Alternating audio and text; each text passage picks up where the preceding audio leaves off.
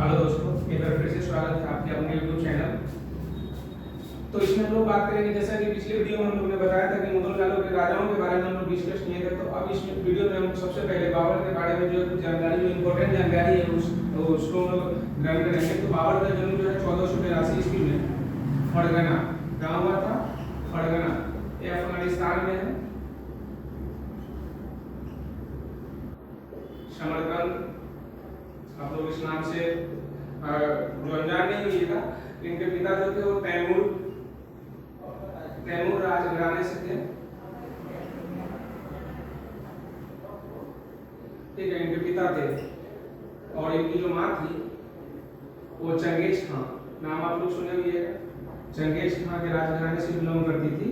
ठीक है, लेकिन जो है 1492 में इनके पिता की मृत्यु हो जाने के बाद मात्र 10 से 11 साल की उम्र होता है जिस समय राजा बनते हैं। कहाँ का? उज्बेक का राजा बनते हैं।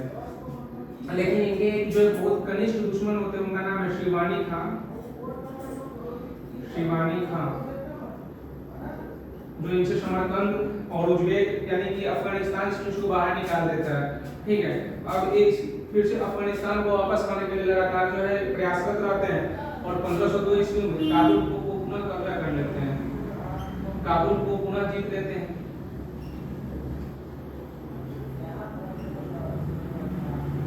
उसके बाद ईरान के शाह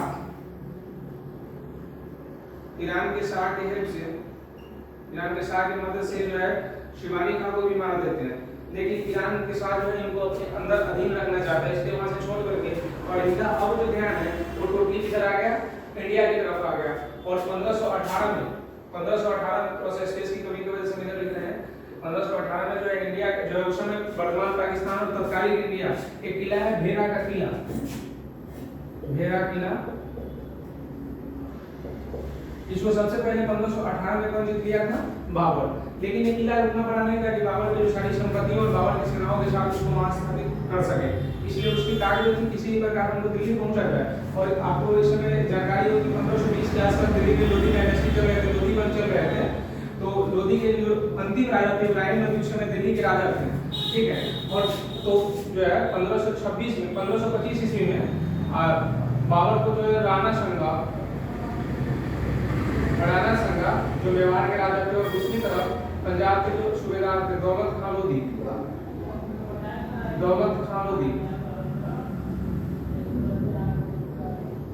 इन दोनों लोगों ने भारत पे आक्रमण करने का जो है न्योता भिजवाया था, क्योंकि इन लोगों ने कहा था कि अगर भारत पे आक्रमण करते हैं तो अब हम आपके क्या करेंगे? साथ देंगे। और इन्हीं दोनों के निमंत्रण के बाद बाबर जो है दिल्ली पे क्या करते हैं? अटैक करते हैं। लेकिन आपको उस समय पता होगा कि जिस तरह से यूरोप का आक्रमण किसको कहा जाता है? ब्रुसेल वाटरलू को कहा जाता है। उसी तरह से भारतीय जो किसी भी मध्यकालीन भारत में जो भी देखिए ना तो दो ही जगह है, तो तराइन में नहीं तो पानीपत में हुआ है। तो पानीपत जो हरियाणा में एक जगह है, वहां पे जब अपनी सेना लेकर के आगे बढ़ रहे थे तो उसी समय जो इधर से इब्राहिम लोधी अपनी सेना लेकर कहां पहुंच गए? पानीपत। और इस तरह से हुआ था पानीपत का प्रथम युद्ध।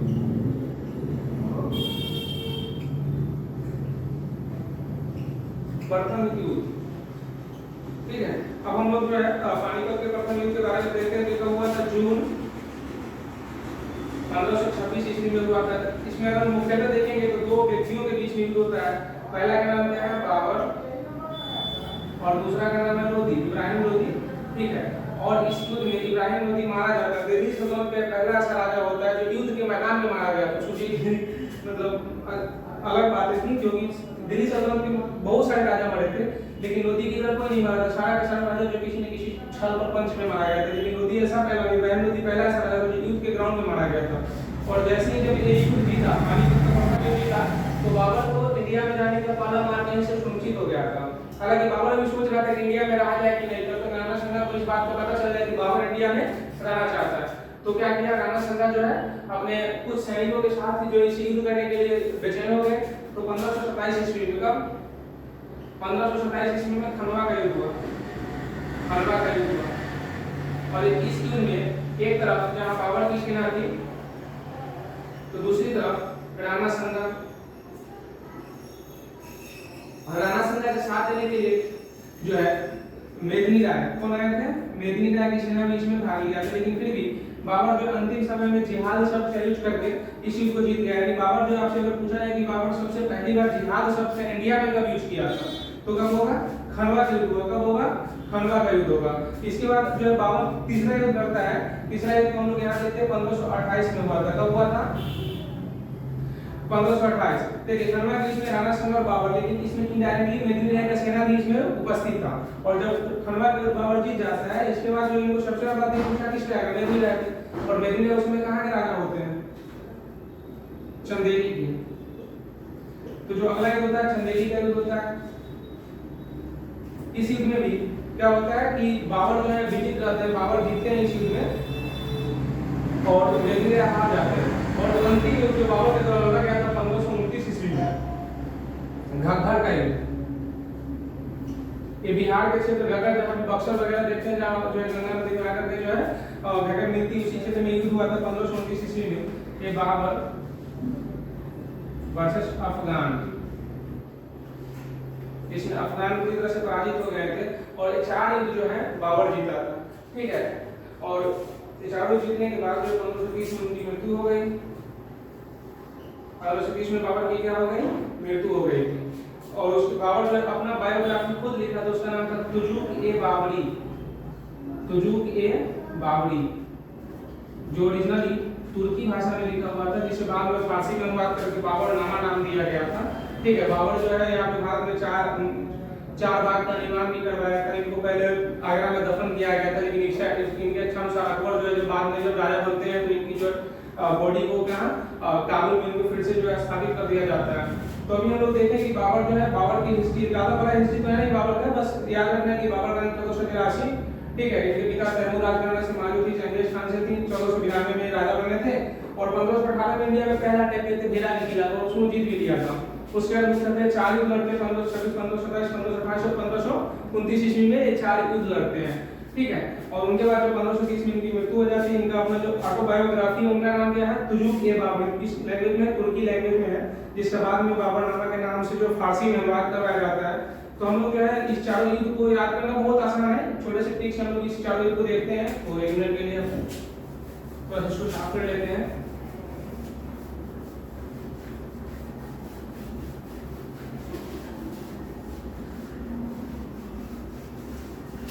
तो 4 युद्ध कब है? 1526, 1527, 1528 एंड 1529। देखिए चारों युद्ध के लिए ट्रिक हमने छोटा सा बनाया है।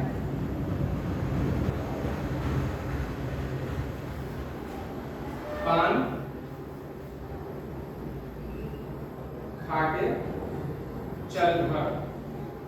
देखिए पान से पानीपत का युद्ध,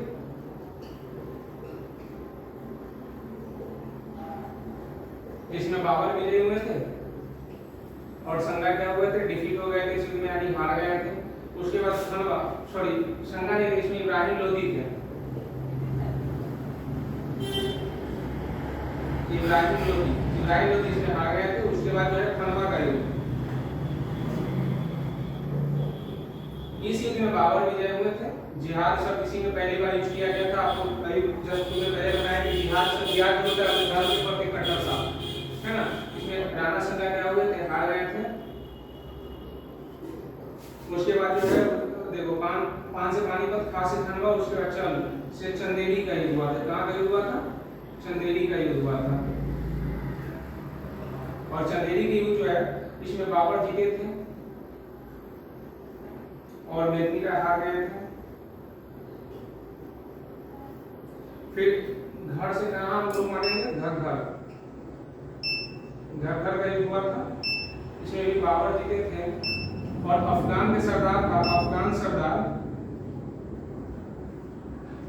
सरदार महमूद शाह डिफीट हो गया था यहाँ पे।